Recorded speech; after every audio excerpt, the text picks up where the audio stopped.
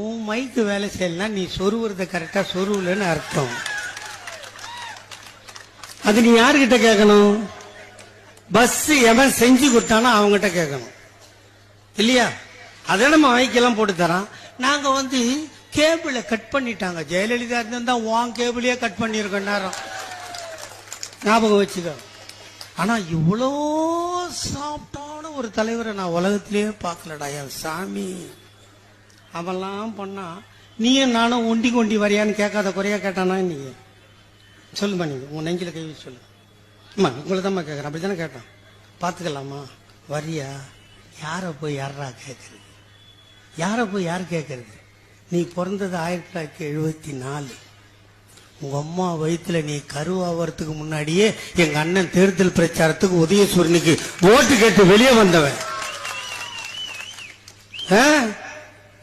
14 வயதில் எங்கள் ஐயா கலைஞர் தமிழ் கொடி ஏந்தி வீதிக்கு வந்தால், எங்கள் அண்ணன் 12 வயதில் திமுக கொடி ஏந்தி மேடைதோறும் மூலையில் உட்கார்ந்து தலைவர்கள் பேசுகின்ற பேச்சை ரெக்கார்டிங் செய்து முரசொலிக்கு கொடுத்த மாவீரன் எங்கள் அண்ணன் தளபதி.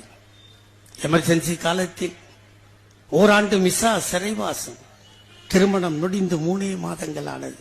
என் தாய்மார்களே, உங்கள் நெஞ்சிலே ஈரம் இருந்தால், உங்கள் இதயத்தில்